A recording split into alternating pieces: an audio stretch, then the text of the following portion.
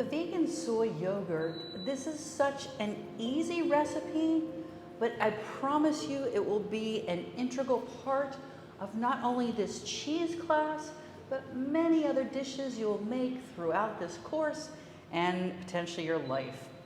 So you don't need a lot of ingredients, but it is important that you get the proper ones. And one of the number one mistakes that we have students making is that they try to use a different milk other than soy.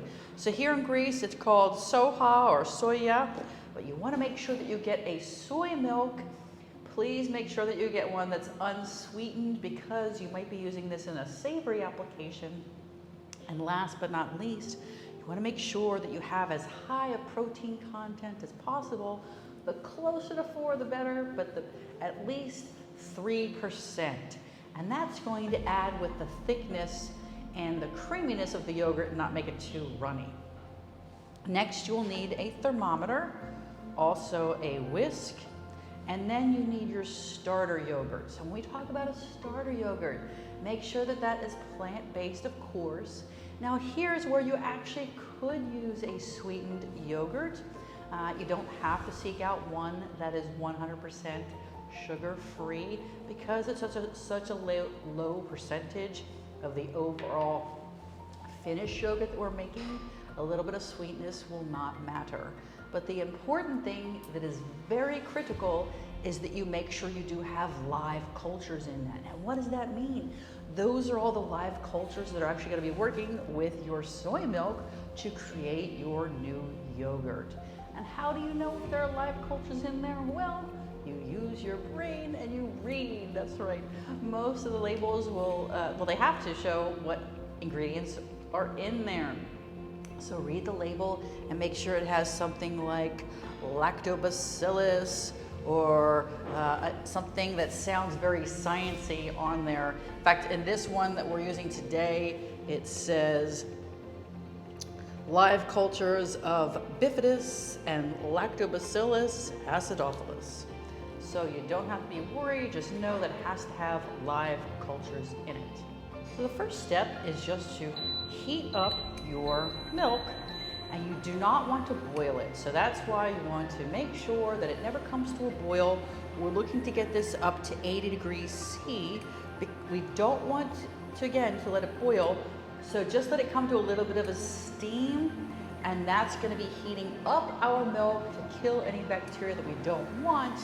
And then we'll be bringing it down in temperature before we add our starter yogurt culture.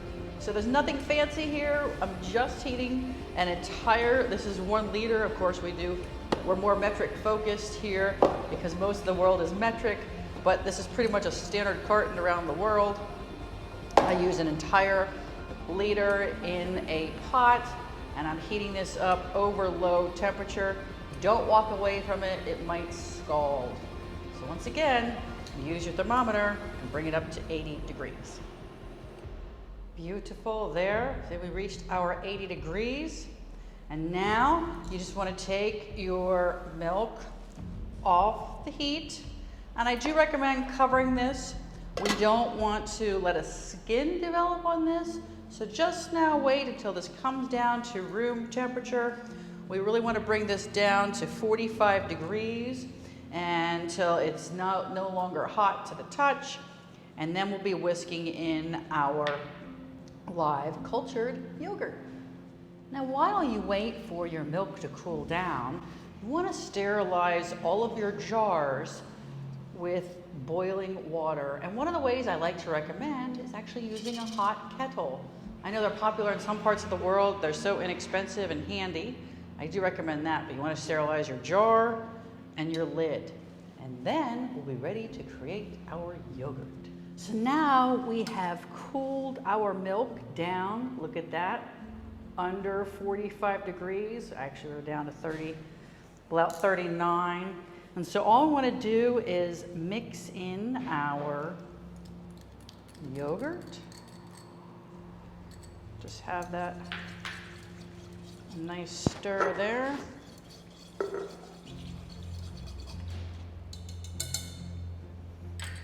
And then pour into your, of course, your sterilized jar. Now I know this fits exactly into my jar. There might be a teeny weeny bit left over, but because I'm choosing to use this yogurt maker, a little bit is fine. I do like to leave a little bit at the top, put on my lid. Now, this is a Breville yogurt maker. These are so inexpensive, chefs. And I know I have had a lot of students throughout the years that have had problems with making their yogurt. What are the problems they have? Number one, they don't get it creamy enough or thick enough.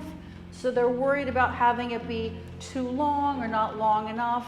These yogurt makers take all the guesswork out of it. What's nice about them, well, let me take this out here, I'll show you. These have a timer on them. And so I always set this, it goes in hours, it goes from 2 all the way up to 10. And I typically always use 10 because we are here in the kitchen and we don't sleep in the kitchen here. So I know it's gonna be going overnight. But you can set it for less if you're in a warm climate or more if you're in a cooler climate. But like I mentioned, this takes all the guesswork out of making your yogurt and it works every time. So I encourage you to invest in a yogurt maker if you think you might want to use this recipe now and many times in the future. So now our yogurt maker has completely finished. Just take out our yogurt and look at how fantastic that is. There's just a little bit of liquid on top, but I want to show you how gorgeous and thick and creamy this is.